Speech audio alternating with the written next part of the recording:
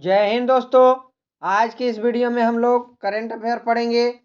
13 फरवरी 2024 का current affair पढ़ेंगे दोस्तों। पहला प्रश्न है, हाल ही में अंतर्राष्ट्रीय न्यायालय का नया अध्यक्ष किसे नियुक्त किया गया है? अंतर्राष्ट्रीय न्यायालय की बात कर रहा है दोस्तों।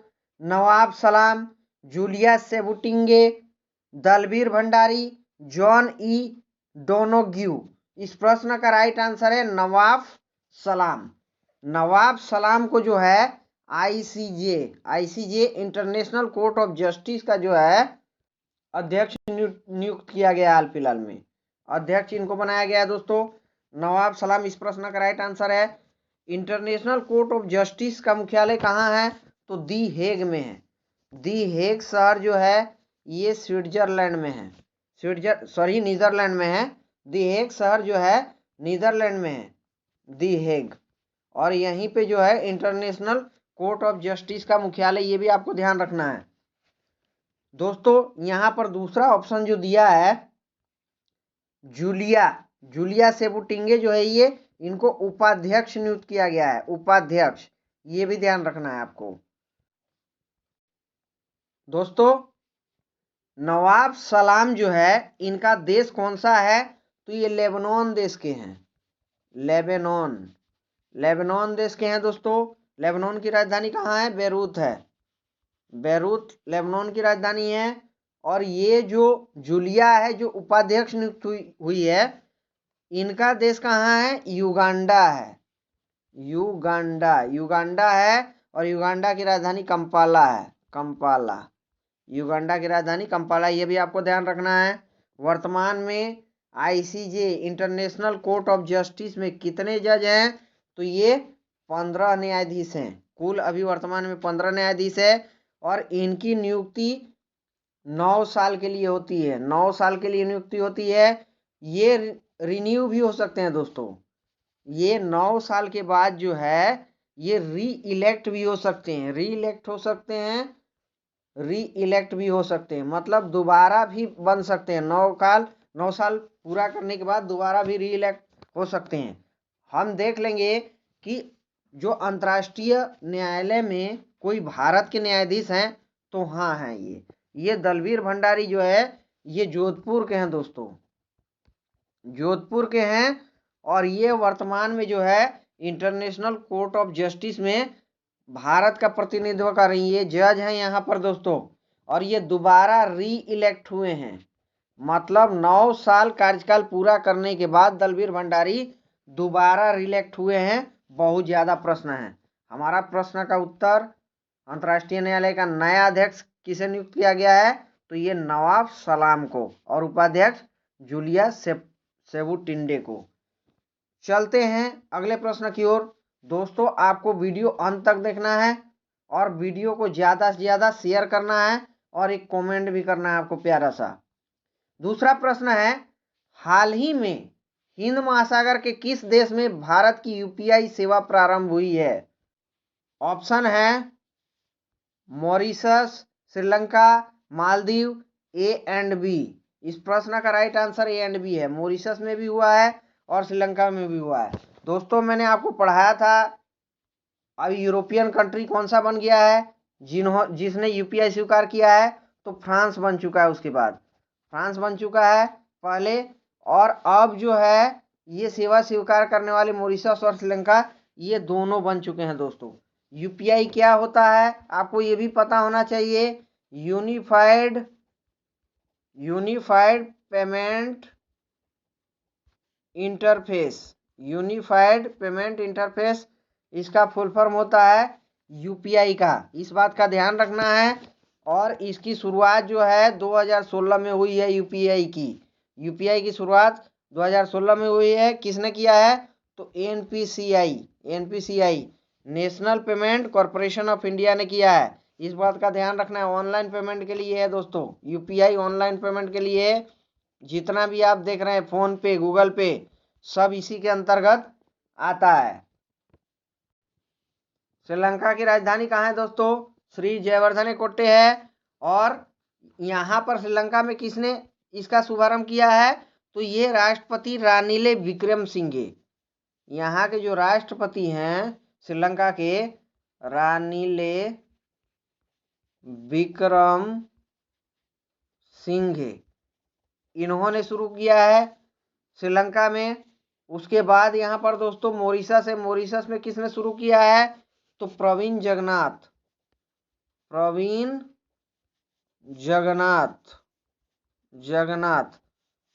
जगन्नाथ ने जो है ये मॉरिशस में किया है। और मॉरिशस की राजधानी पोर्ट लुइस है, ये भी ध्यान रखना है आपको।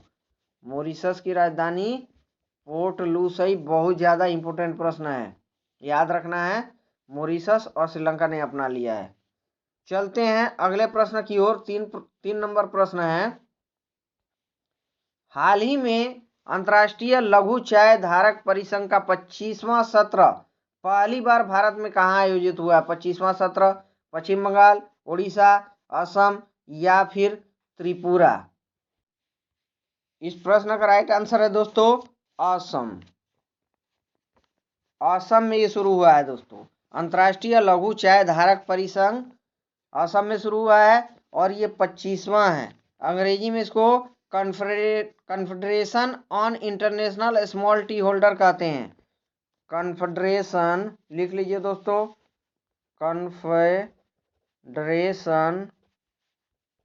Confederation on international small T holder, यही कहते हैं confederation on international small T holder. ये किसके अंतर्गत आता है? ये किसके अंतर्गत आता है? तो ये FAO के अंतर्गत आता है। ये वही FAO है दोस्तों, फूड एंड एग्रीकल्चर ऑर्गेनाइजेशन।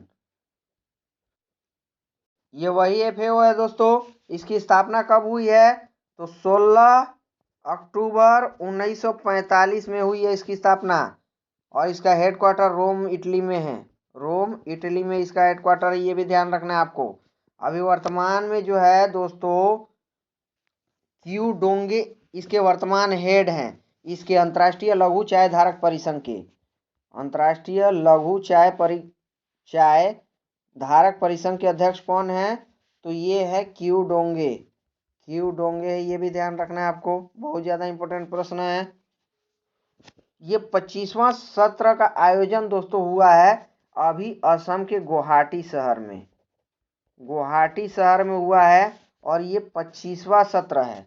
25वां सत्र है। इसमें क्या होगा दोस्तों, आपको ध्यान रखना है। यहाँ पर बहुत बड़ा एक निर्णय लिया गया है। अभी वर्तमान में जो है अंतर्राष्ट्रीय लघु चाय धारक परिसंघ का हेडक्वार्टर कहाँ है? तो ये चाइना में है दोस्तों, चाइना में है।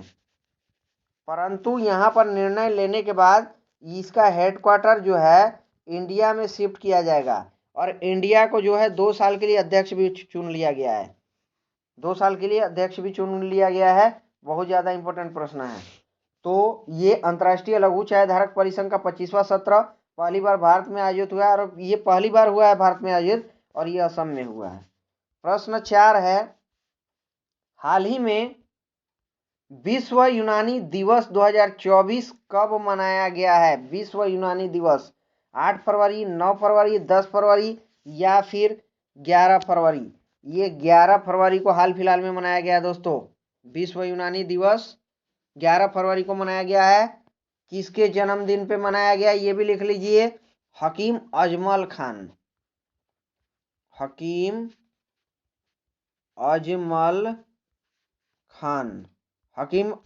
खान के जन्मदिन पर मनाया गया है। आपको ध्यान रखना है दोस्तों यहाँ पर कि 2016 में एक मंत्रालय का गठन हुआ था, केंद्रीय मंत्रालय, जिसको हम कहते हैं आयुष मंत्रालय।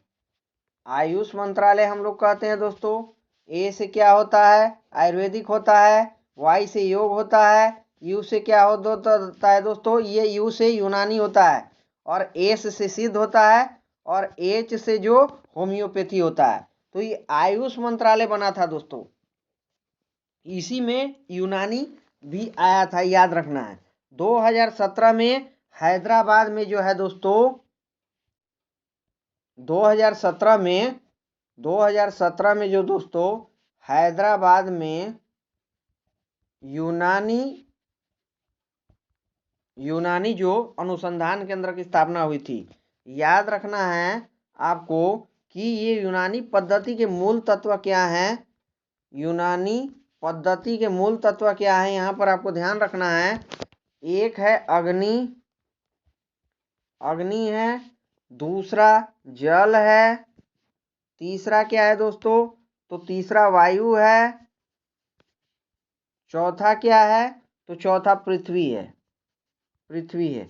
ये 4 तत्व यहाँ पर यूनानी पद्धति में मूल तत्व हैं। अग्नि किसको शो करता है, तो कफ को, कफ को अग्नि शो करता है।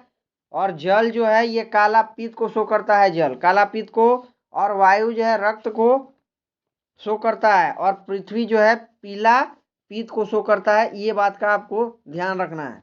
तो यूनानी तत्व के, यूनानी पद्धति के जो मूल तत्व हैं कौन कौन से हैं, अग्नि, जल, वायु और पृथ्वी। हमारा प्रश्न ये था दोस्तों यहाँ पर कि हाल ही में विश्व यूनानी दिवस 2024 कब मनाया गया, तो ये 11 फरवरी को हाल फिलहाल में ही मनाया गया। अभी प्रश्न 5 है, हाल ही में पुरुषों की अंडर 19 एक दिवसीय क्रिकेट प्रतियोगिता कहाँ हुई है, ऑस्ट्रेलिया, वेस्ट इंडीज, इंग्लैंड या फिर दक्षिण अफ्रीका। ये दक्षिण अफ्रीका में हुई है दोस्तों।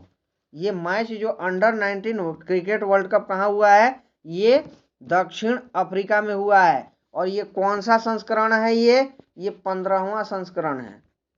ये 15वां संस्करण दक्षिण अफ्रीका में हुआ है दोस्तों। और जीता किसके किसके बीच फाइनल मैच हुआ है, तो India versus Australia, India versus Australia के बीच मैच हुआ है फाइनल। इसमें ऑस्ट्रेलिया विजेता हुआ है, ऑस्ट्रेलिया जीत चुका है मैच। भारत की बात करेंगे, ऑस्ट्रेलिया अब तक 5 बार फाइनल मैच जीत चुका है दोस्तों। भारत की बात करेंगे तो भारत उप विजेता रहा है, उप विजेता रहा है भारत। और भारत अभी तक, सॉरी दोस्तों, यहाँ पर ऑस्ट्रेलिया 4 बार मैच जीता है और भारत 5 बार जीता है, भारत 5 बार जीता है। अभी तक भारत कितनी बार ये मैच खेल चुका है, तो 9 बार जो है, 9 बार जो है भारत खेल चुका है। भारत दोस्तों 9 बार फाइनल मैच खेल चुका है, आपको ध्यान रखना है। 5 बार विजेता रहा है, ये भी आपको ध्यान रखना है। ऑस्ट्रेलिया 4 बार विजेता रहा है। दक्षिण अफ्रीका में अभी हाल फिलहाल में 2024 में आयोजित हुआ है अभी, ये आपको ध्यान रखना है, बहुत ज़्यादा इम्पोर्टेंट प्रश्न है दोस्तों। चलते हैं अगले प्रश्न की ओर। हाल ही में चर्चा में रही CAR टी सेल थेरेपी का संबंध किससे है, CAR टी सेल थेरेपी का संबंध किससे है, हेपेटाइटिस ए, कैंसर, मधुमेह या फिर एड्स। ये कैंसर से संबंधित है, ये कैंसर से संबंधित है। CAR टी सेल थेरापी इसको मंजूरी दे दिया गया है। क्यों मंजूरी दिया है दोस्तों, इससे जो पहला मरीज है, पहला मरीज जो है ये ठीक हो चुका है, जिस पर परीक्षण किया गया था ये ठीक हो गया है। याद रखना है, इसका उपयोग जो है लिकोमिया के इलाज में होता है, लिकोमिया के इलाज में इसका प्रयोग होता है दोस्तों। लिकोमिया के इलाज में इसका प्रयोग होता है। लिकोमिया क्या है, तो ये ब्लड कैंसर है, ब्लड कैंसर है। और इसी में इसका प्रयोग होता है CAR टी सेल का, याद रखना है, बहुत ज़्यादा इंपॉर्टेंट प्रश्न है। इसमें होता क्या है दोस्तों, होता क्या है कि टी सेल को जो है, टी सेल को जो है, जो रोगी होता है उसके बॉडी से एक टी सेल को निकालते हैं। टी सेल को निकालने के बाद इसमें CAR को ऐड करते हैं। CAR को जब ऐड कर देते हैं तो ये क्या बन जाता है, ये CAR टी सेल बन जाता है। टी सेल आपको पता होना चाहिए WBC होता है, जो बॉडी की जो है अगेंस्ट, रोग के अगेंस्ट ये लड़ता है टी सेल। तो ये जब CAR टी सेल जब बन जाता है तो इसमें WBC जो है, WBC या हम कहें टी सेल जो है तेजी से वृद्धि करता है। और जब तेजी से ये वृद्धि करता है तो ये क्या करता है, जो cancer against cancer, against cancer जो है ये लड़ता है दोस्तों। और जो है कि ये कैंसर को ठीक कर देता है, ये भी आपको ध्यान रखना है। तो इस प्रश्न का राइट आंसर हो जाएगा कैंसर। चलते हैं प्रश्न 7 की ओर। संगीत नाटक अकादमी अपना पहला क्षेत्रीय दक्षिण भारत सांस्कृतिक केंद्र कहाँ स्थापित करेगा? हैदराबाद, कोची, चेन्नई, पुदुचेरी। ये हैदराबाद में स्थापित करेगा, हैदराबाद में स्थापित करेगा दोस्तों। कौन करेगा? तो ये संगीत नाटक अकादमी करेगा, संगीत नाटक अकादमी करेगा। अगर हम बात करेंगे कि संगीत नाटक अकादमी की स्थापना कब हुई है, तो ये 1953 में हुई है, 53 में हुई है। ये किसके अंतर्गत काम करता है?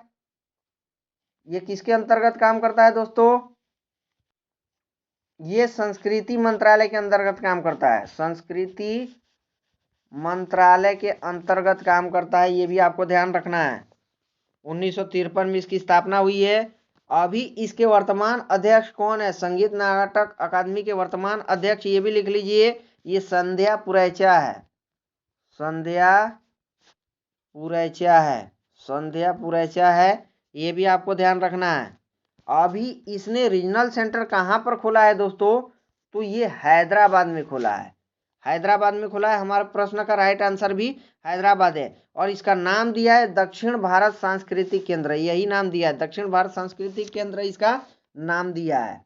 इस केंद्र की शुरुआत किसने किया है, ये भी आपको ध्यान रखना है कि इस केंद्र का शुरुआत जो है ये वेंकैया नायडू, वेंकैया नायडू जो है, ये आपको पता होना चाहिए, भारत के पूर्व उपराष्ट्रपति रहे हैं ये वेंकैया नायडू। और ये जी किशन रेड्डी, जी किशन रेड्डी जो है ये संस्कृति मंत्री वर्तमान में भारत के।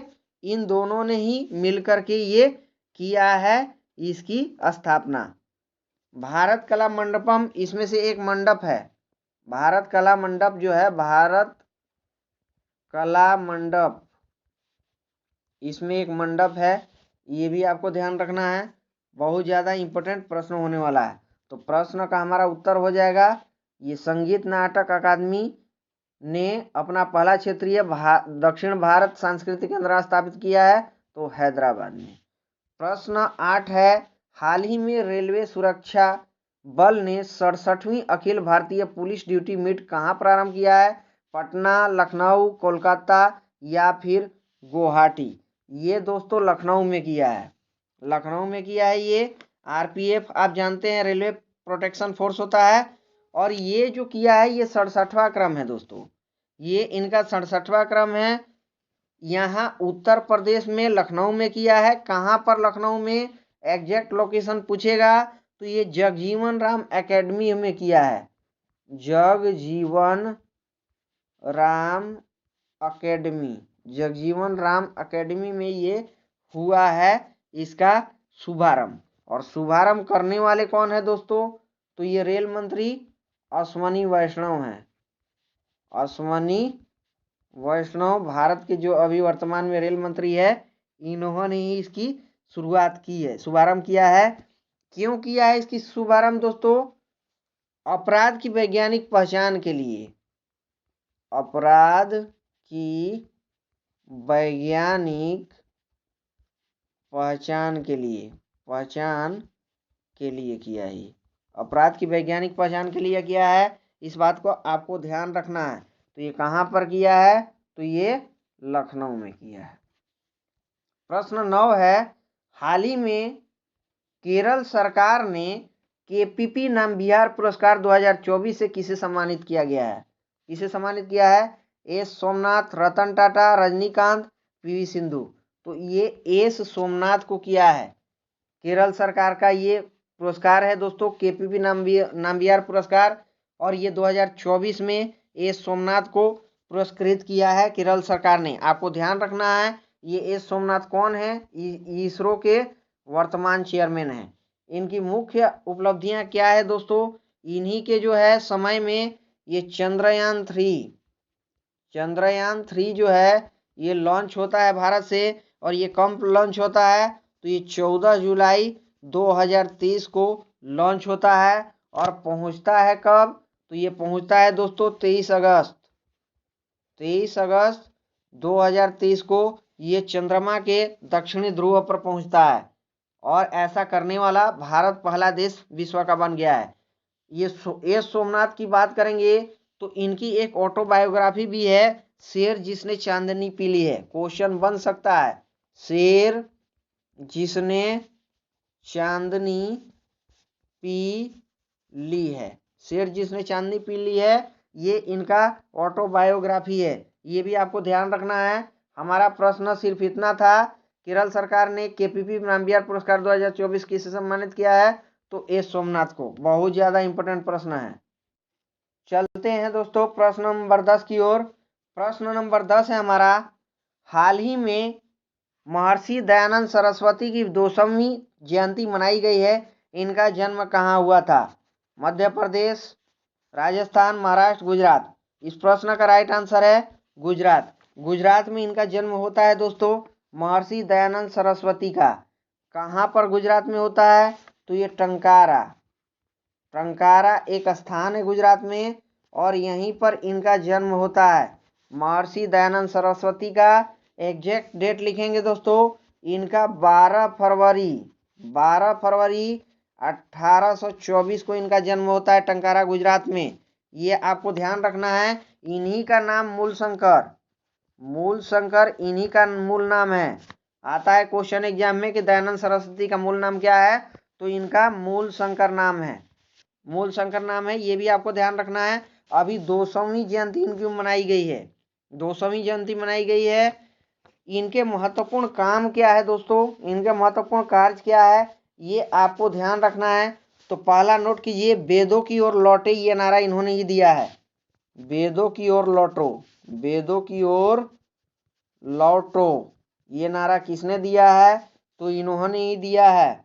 दूसरा इनका जो कार्य है दोस्तों, ये शुद्धि आंदोलन चलाए थे, शुद्धि आंदोलन चलाए थे। ये शुद्धि आंदोलन जो दूसरे धर्म में, क्रिश्चियन, मुस्लिम या दूसरे धर्म में जो हिंदू परिवर्तित हो चुके हैं, उनकी घर वापसी के लिए, घर वापसी के लिए इन्होंने ये नारा चलाया था। जो भी आदिवासी है, कन्वर्टेड हो गए हैं, क्रिश्चियन में कन्वर्ट हो गए हैं, उनको जो घर वापसी, वापस हिंदू बनाने के लिए नारा चला था। पूर्ण स्वराज की भी इन्होंने मांग की है, पूर्ण स्वराज की इन्होंने मांग की है, मांग की थी। सबसे पहले इन्होंने ही मांग किया था पूर्ण स्वराज का। उसके बाद जो है सत्यार्थ प्रकाश पुस्तक आता है दोस्तों एग्जाम में। सत्यार्थ प्रकाश पुस्तक किसने लिखा है? तो ये दयानंद सरस्वती ने ही लिखा है। इन्होंने 1875 में आर्य समाज की भी स्थापना की है, भी आपको ध्यान रखना है। आर्य समाज की स्थापना की है अजमेर के अंदर इन्होंने, याद रखना है। अजमेर, अजमेर जो है राजस्थान का दिल जिसको कहा जाता है, यहाँ पर इन्होंने परोपकारिणी सभा, परोपकारिणी सभा की भी स्थापना इन्होंने किया है। तो प्रश्न का राइट आंसर है दोस्तों, 200वीं जयंती मनाई गई है इनकी। कहाँ पर मनाई गई है? तो ये गुजरात में मनाई गई है। आपको दोस्तों 4 काम करना है, 4 काम करना है आपको। वीडियो को ज़्यादा से ज़्यादा शेयर करना है, लाइक करना है। चैनल को अगर सब्सक्राइब नहीं किए हैं तो सब्सक्राइब कर लीजिए। आपको डेली करंट अफेयर का वीडियो मिलेगा। उसके बाद दोस्तों एक प्यारा सा कमेंट भी आपको करना है, कमेंट करना है। थैंक यू दोस्तों।